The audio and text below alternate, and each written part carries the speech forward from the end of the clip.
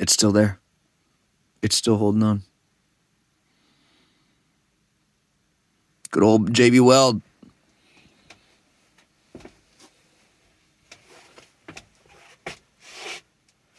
Good morning. Ain't quite as early. It's Sunday. I think it's still before. It's before 8.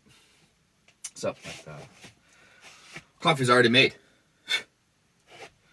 Already took a walk. Let him to go to the bathroom. It's time for a little breakfast. If I could do it all over. Part 3. Maybe not so much a build out change. I mean, kinda. It's a big factor, I guess. Can be. I wouldn't have bought this van. Meaning, I wouldn't have bought it configured in the way that it is. The van I have, 2018, Freightliner / Mercedes, same fucking thing. Just one has that Mercedes flashy flash emblem and one doesn't.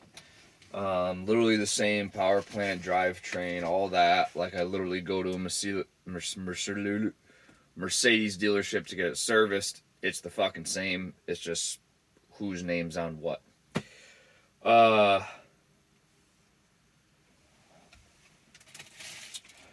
2018 Sprinter 2500 series, so 2500 chassis, single rear wheel, 170 inch wheelbase, so 170 inches from the center of one wheel to the center of the other wheel, extended, so it has another, I think it's 1.5 or 2 feet off the back. Yeah, that's what I have. I wouldn't buy that again. I would totally buy the extended, like the length. Totally cool with it. It is kind of overkill and it's a little much, but having the full size queen width bed and being able to like walk around still, you know, and not chewing up all my space this way towards the front of the van. Good choice. I wouldn't change that.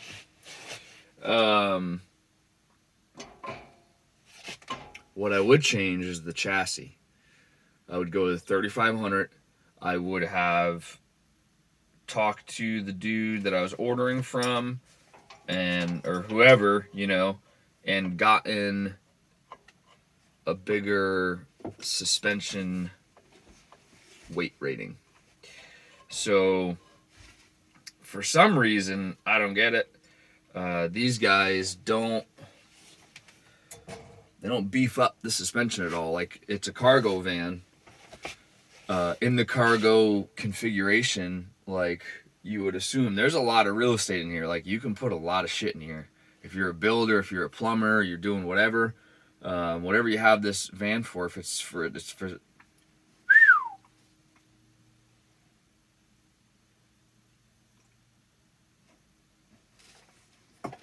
got a little stuttery on you. Sorry. Had to slow down, take a sip, you know, regather thoughts. If you're doing it for a trade, trades inherently usually have some heavy shit involved, whether it be the tools, the material, organization solutions, example, toolbox, stuff like that. It's heavy.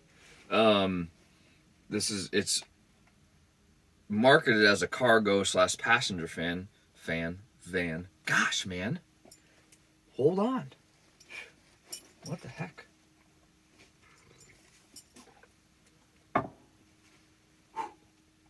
Cargo van or passenger van. Your average human weighs what? upwards of 150 plus pounds. And nowadays, with how fat everybody fucking is, well over that. Let's say 200 is the average. I don't even know what this van would be. Probably a 20 passenger, maybe more, you know, that's 4,000 pounds, you know, so we got some big folks. I mean, and chances are if you got that many people in there, there's baggage, there's other things involved, you know, like airport shuttles, that kind of jazz. There's some big families out there, but I mean, that's 4,000 pounds. That's a lot. That's a good amount of weight. The payload capacity on this is like, it's under 5, I think, you know, so you're like right there. And that's, you know, you get some heavier people, blah, blah, blah. You get their luggage, this, that. You're like exceeding the rating, you know, like that's nuts. Yeah, crazy. And 2500, like the series chassis, does not have to do with the weight rating. There's a sticker on the driver's seat when you open the door, and it tells you your gross vehicle weight rating. I said it exceeds the weight rating without explaining to you that the payload capacity on this, the gross vehicle weight rating, is under 9,000 pounds. But the van empty weighed like 4 and change. So like the difference of that is your payload capacity. You know, you take the big number that you're rated for, what the van is empty, and then you get the middle. So yeah, that is totally something I would have changed. I would have gotten the 3500 series chassis with still the single rear wheel. The dual rear wheel, in my opinion, isn't necessary. I don't believe that axle configuration allows for much more weight capacity in this van. It's purely a leaf spring issue, so the suspension. I am just at / if I've had a big breakfast and I'm carrying a bunch of water, slightly exceeding my gross vehicle weight as it sits, you know, with all my stuff in it, everything I own, all the things, you know, the stuff I put in. I am just at / exceeding, just by a lot. I mean, it's not thousands of pounds. It might be a couple hundred pounds. My gross vehicle weight rating. And I thought I was like gonna be good to go. I'm using aluminum to frame out all my cabinets. You know, if I wanted to build out wood cabinets of equal strength and durability, I would have had like a crazy amount of wood in here, all that kind of stuff. So I thought, you know, I'm kind of saving weight, you know, I have like kind of real skeleton,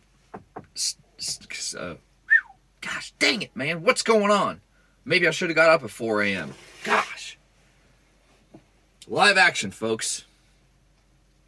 Gosh.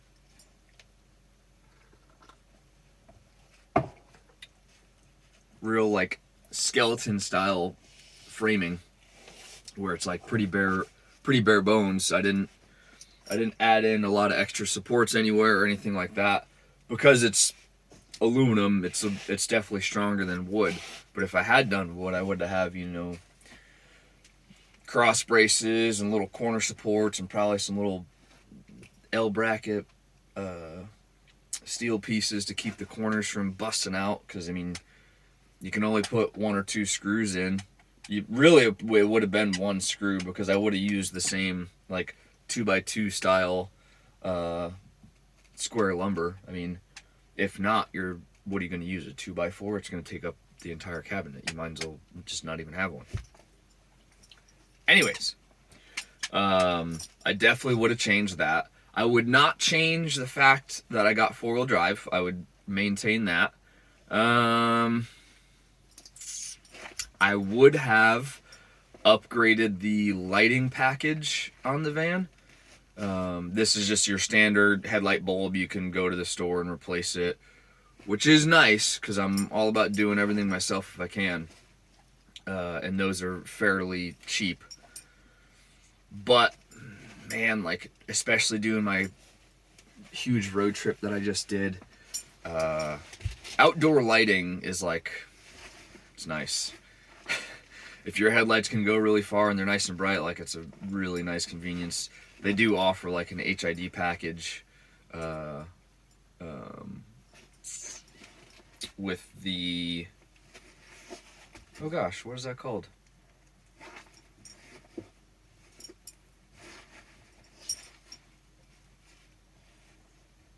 Directional headlight, I don't know.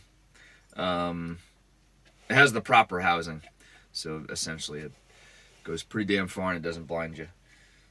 Blind you meaning the person coming down the road. Anyways, would have got the better lighting. Nothing in the inside up front would I have changed. I have the upgraded sound system with the nice like stereo unit, which really isn't even that nice because they're not meant as luxury vans. They're like a work van, passenger van.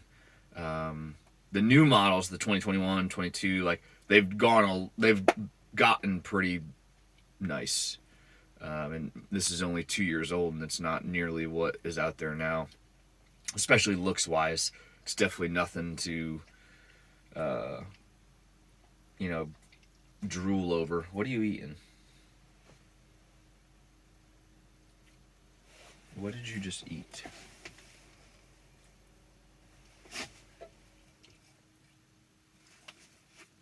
Well, whatever it is, gone. Your food's not over there, though. Oh well. What else would I have changed with the actual van? I don't think anything. Biggest thing is the suspension. I should have done some better research and kind of done a better guesstimate as to how much things weigh. There's no knowing, and what I put in here is a far stretch from what I thought was going to be in here. Yeah. I mean, just like the cost. Oh, it's only going to cost me, this much money to do it. Okay. Yeah, triple my budget, double the time to do it. So I had no idea what the heck I was walking into, but I think if I had done at least a little bit more research on how much the raw material weighs, like, okay, a couple sheets of plywood. I knew I wanted to do the pine roof. If I at least had done some research on that and seen how quick it adds up, I think I would have came to the realization of, okay, well, I'd rather essentially over build on the chassis than under, because that's kind of my thing. I'd rather overdo it than underdo it. So yeah, that is the biggest thing that I would change as far as the van itself goes. And I had the opportunity to do that. I ordered this van. It wasn't just sitting on the lot. So it was definitely a changeable thing. I wasn't stuck with, oh man, they're like, this is the only one left on the lot. Like, it doesn't have what I want, but the chances of me getting another one, no, I custom ordered this one. So it was definitely within my wheelhouse to change that, but I didn't realize it at the time, didn't look at it in that mindset. Totally thought it would be enough, and it ain't. So yeah, if you're in the market to do one of these builds or anything of that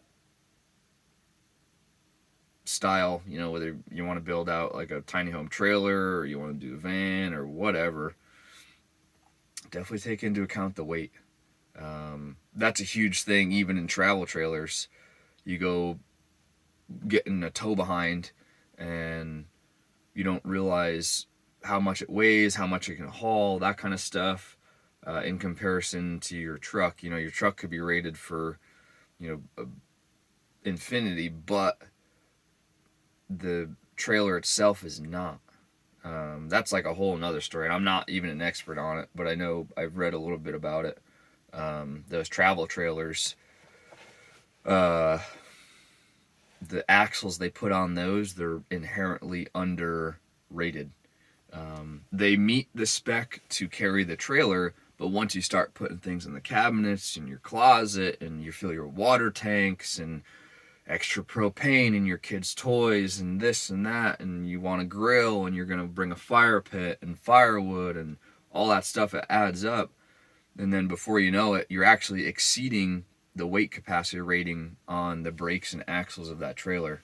Your truck could totally handle it, meaning if you went to a scale and weighed that sucker and it's 10,000 pounds and your truck can tow 20, oh, like I'm good to go. I have another 10,000 pounds to put in there. No, you don't. Something that a lot of people don't think about. I didn't freaking think about it until kind of after the fact, and my van sags quite a bit in the back. So, you know, if you're looking at the vehicle like this, it kind of rides down the road like that. It's not too bad. I've put some, they're called helper springs back there. It's essentially additional leaf springs that you put on aftermarket. But, I mean, for how much this thing weighs and the weight that's behind the axle, it helps, but not that much, you know. I should have went with a different chassis configuration. But, yeah, I think I'm just going round and round the roundabout here of just saying I should have got a heavier duty chassis. So, that's that. That's number 3. I don't know if there's going to be a number 4. We'll see. All right, make breakfast. Later, folks.